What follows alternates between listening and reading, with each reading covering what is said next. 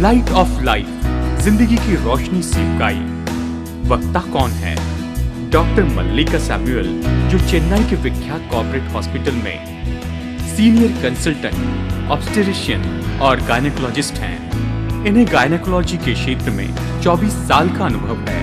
इन्होंने Christian medical college Vellore से MBBS की पढ़ाई की और पोस्ट ग्रेजुएशन की पढ़ाई आयरलैंड के डबलिन यूनिवर्सिटी के रुटांडा हॉस्पिटल से की है।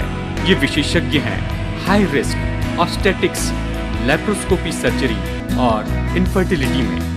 ये अपने चर्च में स्तुति आराधना में अगुवाई करती हैं और साथ ही ये वहाँ प्रचारक भी हैं।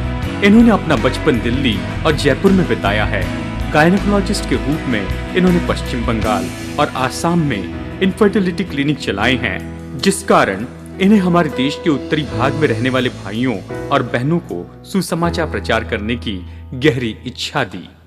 जय मसीह की। जय मसीह की। What a great thing it is to come and have fellowship with you once again. एक बार फिर आकर आपके साथ में संगति करना, ये हमारे लिए कितनी महान बात है। It is a great thing to study God's word together. एक साथ मिलकर परमेश्वर के वचन का अध्ययन करना, ये तो सच में महान बात है। To talk about issues of daily life. कि प्रतिदिन के जीवन के मुद्दों के बारे में चर्चा करें। And how we can overcome by the word of God. और कैसे हम परमेश्वर के वचन के द्वारा उस पर जयवंत हो सकते हैं। My dear viewers, मेरे प्यारे दर्शकों, I want that every day your faith should grow stronger. मैं यही चाहती हूँ कि प्रतिदिन आपका विश्वास और भी मजबूत होता चला जाए।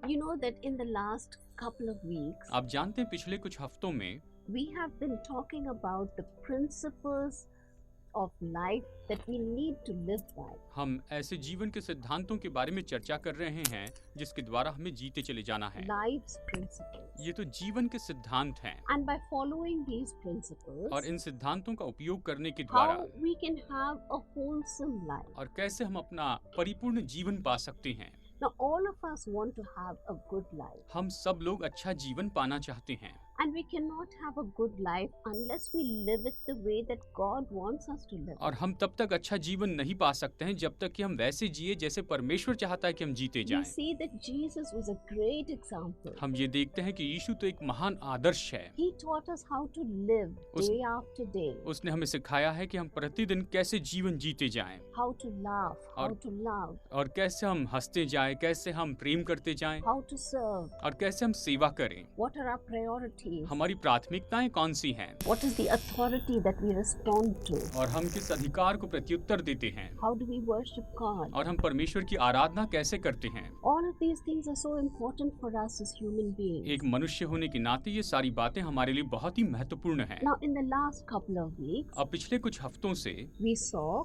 हमने ये देखा है that indeed the first priority कि हालांकि जो सबसे पहली प्राथमिकता है of a principle और ये पहला सिद्धांत है to live a good कि life हम एक अच्छा जीवन जिए, is that we have a close relationship with God. और वो ये है कि हमें परमेश्वर के साथ में बहुत ही नजदीकी संबंध रखना We होगा। are intimate with God. हमें परमेश्वर के बहुत करीब रहना होगा। Now in the second episode, अब दूसरे एपिसोड में we saw हमने ये देखा है that how obedience to God is very important कि परमेश्वर के प्रति आज्ञाकारिता होना ये बहुत ही जरूरी है for us to live a good life. कि हम एक अच्छा जीवन जीते जाएं। Now thirdly, और तीसरी बात we see हम ये देखते हैं how God's word कि कैसे परमेश्वर का वचन is an anchor ये तो एक लंगर है for us हमारे लिए। in the middle of a storm. उस तूफान के बीच में परमेश्वर का वचन हमारे लिए लंगर है। There is not one person एक भी व्यक्ति ऐसा नहीं amongst our audience हमारे सभी दर्शकों में से who can actually say जो ये सच में कह सके that they never went through a storm in their lives. कि वो अपने जीवन में कभी किसी तूफान में से होकर नहीं गए हैं।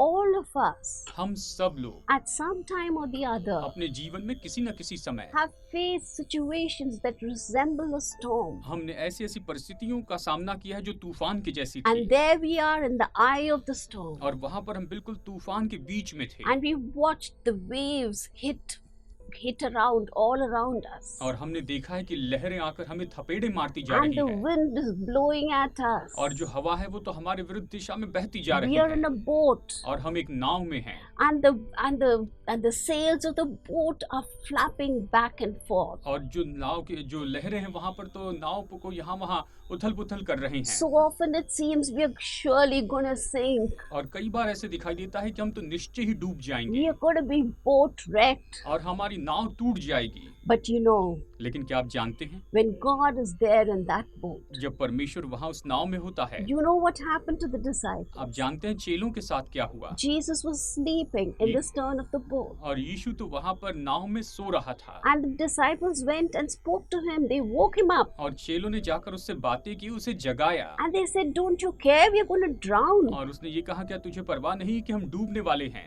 And therefore, और इसलिए when we go to the Lord, और इसलिए जब हम प्रभु के पास जाते हैं in the middle of the storm, इस तूफान के बीच में standing upon His word, और जब हम उसके वचन पर खड़े रहते हैं we know that we will not sink. तो हम जानते हैं कि हम डूबेंगे नहीं। Now I want to take you back to the time of Daniel. अब मैं आपको दानियल के समय में वापस लेकर जाना चाहती हूँ। You know that in the book of Daniel chapter 6, आप जानते हैं दानियल की किताब अध्याय 6 में there is the story where Daniel was thrown into the lion's den. यहाँ पर ये कहानी है जहाँ पर दानियल को सिंह की गुफा में फेंक दिया गया You all था। know about Daniel. आप सब दानियल के बारे में जानते He हैं was a young Jew. और वो तो एक जवान यहूदी था। He was taken away from his country उसे तो अपने ही देश से दूर कर दिया गया as an था। exile एक वो गुलाम के रूप में गया into the land of Babylon. वो बेबीलोन के देश में गया And he served many kings. और वहाँ पर उसने बहुत से राजा की सेवा की And now he was serving the Medo-Persian king. और अभी तो यहाँ पर वो मीदा फारस के राजा की सेवा कर रहा And this था was King Darius. और ये तो राजा दारा था।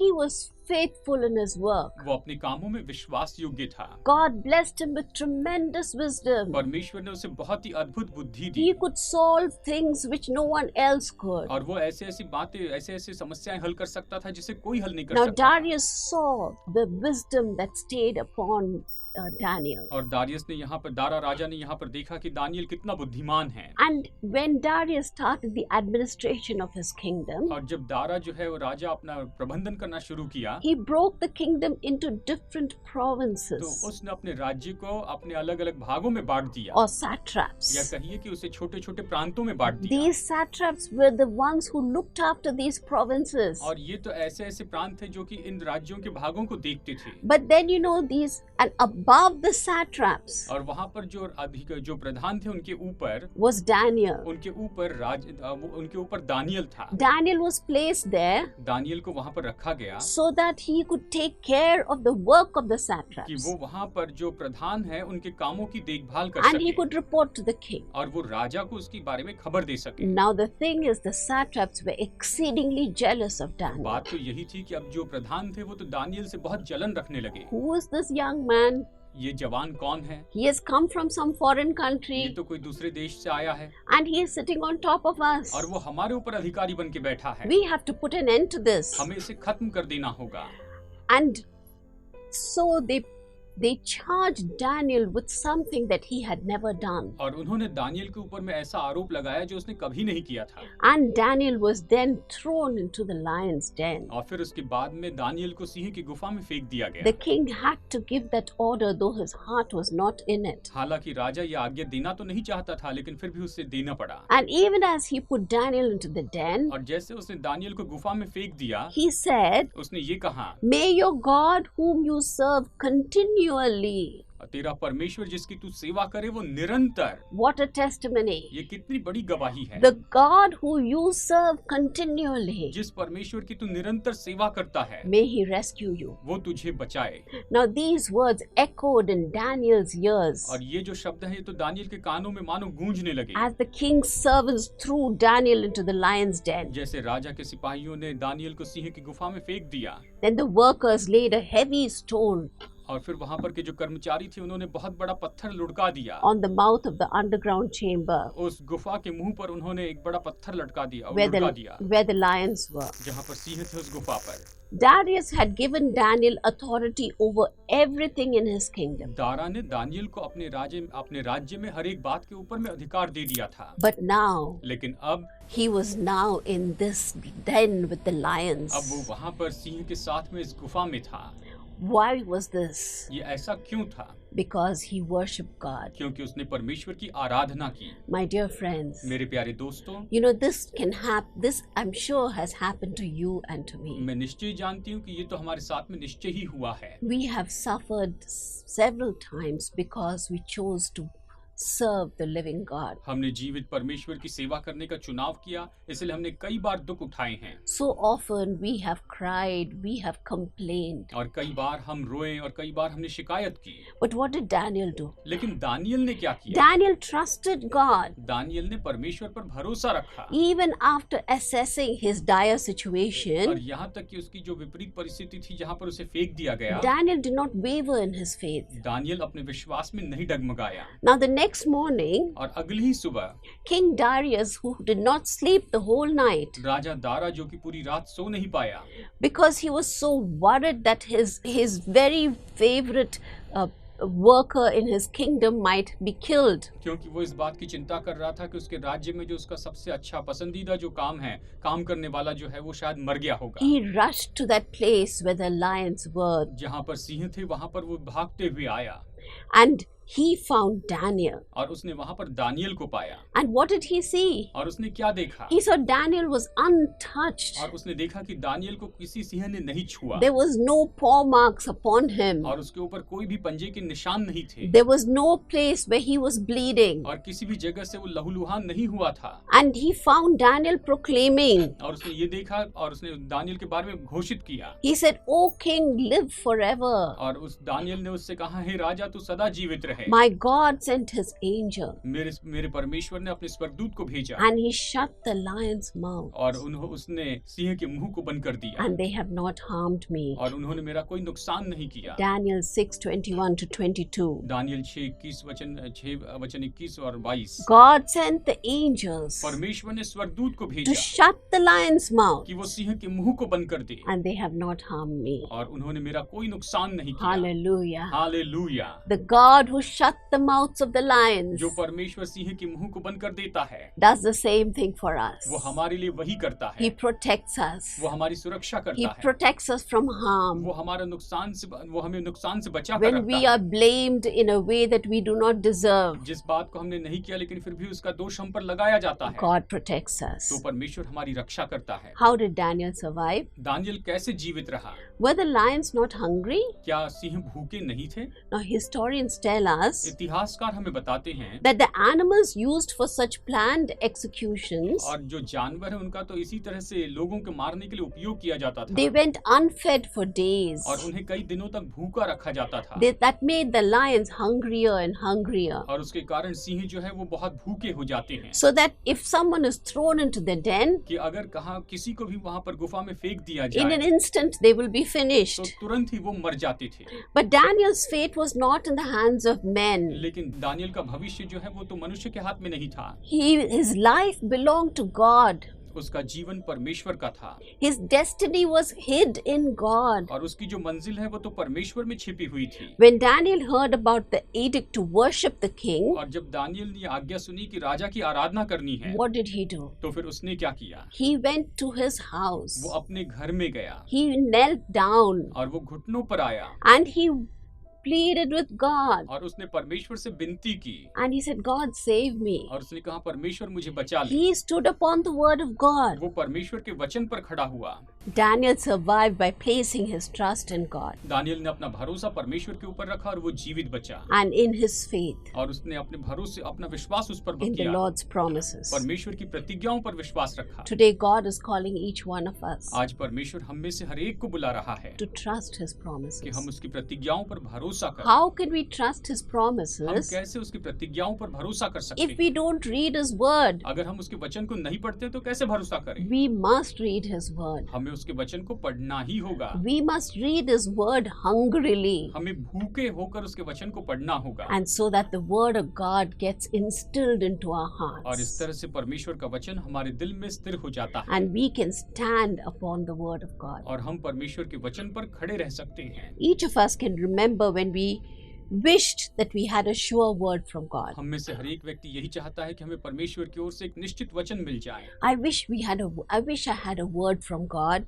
लोग कहते हैं काश मेरे पास परमेश्वर की ओर से कोई वचन होता। something that I can cling to, यह ऐसी बात है जिसे मैं थामे रह सकता हूँ, especially when I'm so doubtful. खास करके तब जब मैं बहुत संदेह करता हूँ। That's what our cry is. और यही तो हमारे दिल की पुकार है। But God knows when we need encouragement. लेकिन परमेश्वर जानता है कि हमें प्रोत्साहन की जरूरत He कब है। knows when we need guidance. वो जानता है कि हमें मार्गदर्शन की जरूरत कब है, And He knows when we need hope. और वो ये भी जानता है कि हमें आशा की जरूरत कब है। That is why He provides specific promises in His word, और इसीलिए वो अपने वचन में खास प्रतिज्ञा देता है, so that we might understand His nature ताकि हम उसके स्वभाव को समझ सके and that we may trust in Him. और हम उसके ऊपर भरोसा कर सके। Now, in emotionally devastating times, अब देखिए, जब भावनात्मक रूप में हम टूटे हुए होते हैं God's promises are very तो important. परमेश्वर की प्रतिज्ञाएं बहुत ही महत्वपूर्ण होती हैं। You know, when we understand God's nature जब हम परमेश्वर के वचन को समझ लेते हैं and we are being emotionally tormented, और जब हम परमेश्वर के स्वभाव को समझते हैं और भावनात्मक रूप में हम जब सताए जाते हैं, we can learn to trust in God, तो हम परमेश्वर के ऊपर भरोसा रखना सीख सकते हैं, saying that no matter what is happening to me now, ये कहते हुए कि चाहे मेरे साथ अभी कुछ भी क्यों ना हो जाए, but I know that my God is going to see me through. लेकिन मैं जानता हूँ कि मेरा परमेश्वर मुझे बचाएगा। I know that my God will not take me that far मैं जानता हूँ कि मेरा परमेश्वर मुझे उतना दूर नहीं लेकर जाएगा where everything will be lost, जहाँ पर सब कुछ बिल्कुल खो जाए, where everything will be broken, जहाँ पर सब कुछ पूरी तरह से टूट जाए, where I will be totally shattered. जहाँ पर मैं पूरी तरह से बिखर जाऊंगा। No, my dear friends. नहीं मेरे प्यारे Because the दोस्तों, word of God says क्योंकि परमेश्वर का वचन कहता that है God will not test you beyond what you can bear. कि आप जो कुछ भी सह सकते हैं परमेश्वर उससे परे आपकी परीक्षा नहीं करेगा। And this is a promise. और ये तो प्रतिज्ञा है, We claim His promises. हम उसकी प्रतिज्ञा का दावा करते हैं And we have to fight. Sometimes we have to move forward to fight the enemy. और कई बार हमें शत्रु से लड़ने के लिए आगे बढ़ना पड़ता है। Paul has told us पौलुस ने हमें बताया है in Ephesians 6 verses 10 to 18. इफिसियों अध्याय 6 वचन 10 से 18 में, He says, finally, और वो कहता है कि अंत में be strong in the Lord कि तुम परमेश्वर में बलवान बनो, and in His mighty power. तुम परमेश्वर में और उसकी सामर्थ्य, उसकी शक्ति की सामर्थ्य में बलवान हो जाओ, Put on the full armor of God. और तुम परमेश्वर के सारे हथियार बांध लो। Finally, be strong in the Lord और वो कहता है कि अंत में तुम प्रभु में बलवान हो जाओ and in His mighty power. और उसकी शक्ति के प्रभाव में। Put on the full armor of God so that you can take your stand against the devil's schemes. परमेश्वर के सारे हथियार बांध लो कि तुम शैतान की युक्तियों के सामने खड़े रह सको, Because our struggle is not against flesh and blood. क्योंकि हमारा ये मल्ल युद्ध लहू और मांस से नहीं, It's against the rulers and against the authorities, परंतु ये तो प्रधानों से और अधिकारियों से है, against the powers of this dark world, और इस संसार के अंधकार के हाकिमों से, against the spiritual forces of the evil और उस दुष्टता की आत्मिक सेना से है in heavenly realms. जो आकाश में है। Therefore, इसलिए put on the full armor of God परमेश्वर के सारे हथियार बांध लो so that when the day of evil कि comes, जब तुम पर बुरे दिन आए you may be able to stand your तो ground. तुम अपनी जगह पर खड़े रह सको, And after you have done everything, और सब कुछ पूरा करके you stand. स्थिर रह सको। After you have done everything, और ये कहता है कि तुम जब सब कुछ पूरा कर देते हो stand. उसके बाद में स्थिर खड़े रहो। How do we fight the powers of darkness? हम कैसे अंधकार की सामर्थ से लड़ते हैं? By standing on the word of God. परमेश्वर के वचन पर खड़े रहने के द्वारा, Because only God can fight the devil for us. क्योंकि केवल परमेश्वर ही शैतान से हमारे लिए लड़ सकता है। So therefore, my dear friends, और इसलिए मेरे प्यारे दोस्तों, when you are called to wage a spiritual battle, जब आपको बुलाया जाता है कि आप आत्मिक युद्ध करें, please don't do it on your own. तो आप इसे अपनी ही शक्ति में मत कीजिए, Do it based upon the word of God. आप इसे परमेश्वर के वचन के आधार पर कीजिए। Go through Ephesians 6, 10 to 18 इफिसियों अध्याय 6 वचन 10 से 18 को आप बार बार पढ़िए and try to assimilate everything that is written there. और यहाँ पर जो कुछ भी लिखा है उसका उपयोग करने की कोशिश कीजिए। This is our spiritual warfare. यही तो हमारा आत्मिक युद्ध है। Fighting with the word of God. हमें परमेश्वर के वचन को साथ में लेकर लड़ना है।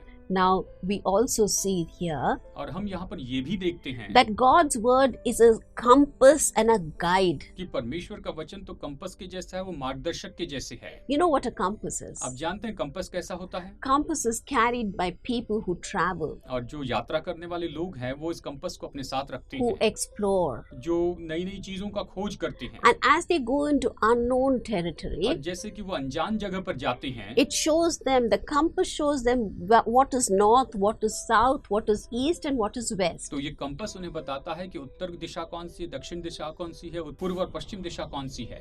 And by their understanding of the land, और उस जमीन को या उसकी दिशा को समझने के द्वारा they move in that direction. वो उस दिशा में आगे बढ़ते हैं। So God's word is like that. इसलिए परमेश्वर का वचन ऐसा ही है। When we are on this journey जब हम इस यात्रा में होते हैं called life जिसे जीवन कहते हैं and we feel lost, और हम खोए हुए महसूस करते it हैं, is God's word तो ये परमेश्वर का वचन है who will show us how to go. जो हमें बताता है कि हमें कैसे आगे बढ़ना है। God has told us in the book of Isaiah, परमेश्वर ने हमें यशायाह की किताब में बताया He है said that God will go behind you और ये कहता है कि परमेश्वर आपके पीछे पीछे चलेगा and you will hear a voice और आप आवाज सुनेंगे that it will tell you turn to the right or turn to the left, और वो ये बताता है कि तुम दाहिने मुड़ना, तुम बाएं मुड़ना, because He is your maker. क्योंकि वो तुम्हारा सृष्टि करता है। Therefore, और इसलिए listen to the word of God. परमेश्वर के वचन को सुनिए। You know, it is like a manual. देखिए ये तो एक मैनुअल के जैसे है। When we go into the kitchen जब हम किचन में जाते हैं and you want to bake a cake, और आपको केक बनाना है would you not take a recipe book तो क्या आप रेसिपी बुक नहीं लेंगे and see how to go about it? और आप ये नहीं देखेंगे कि इसे कैसे बनाया जाए? Or if a mechanic is trying to rebuild a car, और अगर मैकेनिक किसी कार में कोई बदलाव लेकर आना चाहता would है he not first study the process? तो क्या वो उसकी क्रिया को पहले नहीं पढ़ेगा How to put the different parts together? कि कैसे इसके अलग अलग पार्ट्स को एक साथ जोड़ दिया जाए? It is the same thing with our lives. हमारे जीवन के साथ में भी बिल्कुल ऐसा ही है। We need the word of God. हमें परमेश्वर का वचन चाहिए That is the manual for our life. और यही तो हमारे जीवन के लिए एक रूपरेखा है। And then, you know, we see that the promises that God gives us, और फिर हम देखते हैं कि परमेश्वर हमें प्रतिज्ञा देता है these promises are conditional. और ये जो शर्तें हैं ये जो प्रतिज्ञाएं ये तो शर्तों के साथ है, But we can stand in faith on all of them. लेकिन इन सब में हम विश्वास के साथ खड़े रह सकते हैं।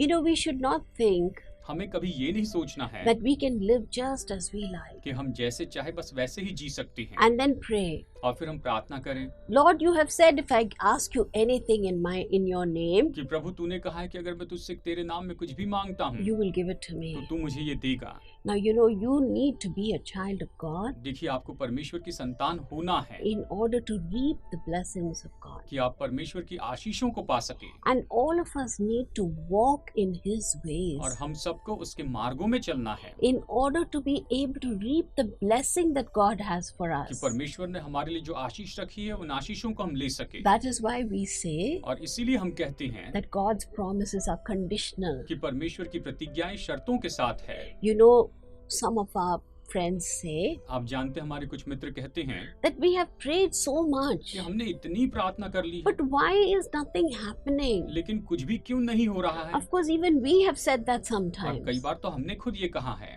But then लेकिन फिर remember that the effectual prayer, the prayer that is most effective आप ये याद रखिए कि जो प्रार्थना बहुत प्रभावी होती है is of a person who has confessed their sins before God. ये तो उस व्यक्ति की होती है जिसने अपने पापों को परमेश्वर के सामने अंगीकार किया है। So therefore, और इसलिए the promises are conditional. ये जो प्रतिज्ञाएं हैं ये तो शर्तों के साथ है। While God wants each of us to experience His best, जबकि परमेश्वर चाहता है कि हम में से हर एक व्यक्ति सबसे उत्तम का अनुभव He करे, also wants us to know and enjoy His presence तो वो ये भी चाहता है कि हम सब उसकी उपस्थिति को जाने और उसका आनंद in उठाएं, a personal way. बिल्कुल व्यक्तिगत तरीके से। You know why, my friends? आप जानते हैं क्यों मेरे दोस्तों? Because knowing Jesus क्योंकि यीशु को जानना is much better ये तो बहुत बेहतर है। than actually getting the things that we pray for. हमने जिन बातों के लिए प्रार्थना की ये तो उन बातों से ये बहुत ही बेहतर So है God wants the best for और us. इसलिए परमेश्वर हमारे लिए सबसे उत्तम चाहता है। Thirdly, तीसरी बात, claiming a promise without leadership बिना अगुवाई के अगर हम किसी प्रतिज्ञा का दावा करते हैं from the Holy Spirit परमेश्वर की पवित्र आत्मा की प्रेरणा के बिना would lead to disappointment and disillusionment तो इसके कारण हम निराश होंगे और केवल भ्रम में पड़े रहेंगे and even और frustration. यहाँ तक कि हम हताश हो जाएंगे। Can we just ask for anything that we want? क्या हम जो चाहे बस वही मांग सकते हैं?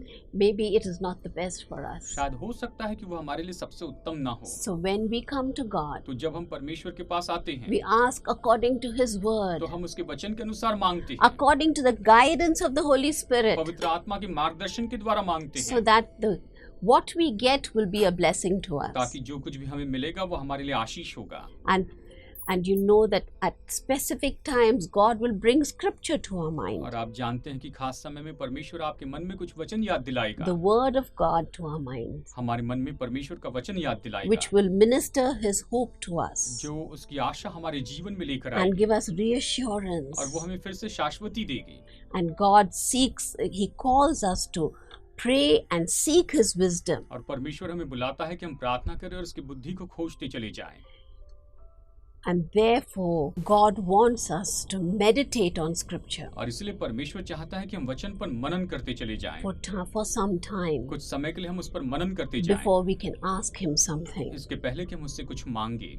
You know, we were reminded about King David. आपको याद है हमें राजा दाऊद के बारे में याद दिलाया When गया है। King David sought God's heart जब दाऊद परमेश्वर के हृदय को खोजता था, regarding his desire to build the temple, अपनी इच्छा उसकी इच्छा थी कि वो भवन को बनाना you चाहता know था। what he did? आप जानते हैं उसने क्या किया? We are told in 2 Samuel chapter 7 and verse 18. दूसरा शमूएल अध्याय 7 वचन 18 में हमें बताया गया है David went and sat before the Lord. कि दाऊद गया और वो परमेश्वर के सामने बैठ गया। He did not order his men to begin construction. उसने अपने पुरुषों को या अपने लोगों को वहां पर ऐसे कंस्ट्रक्शन शुरू करने की आज्ञा नहीं दी। He waited for God's वो leadership. तो परमेश्वर की अगुवाई के लिए रुका रहा And that was a good thing और ये तो अच्छी बात थी because God wanted Solomon to do it. क्योंकि परमेश्वर चाहता था कि सुलेमान इसे करे।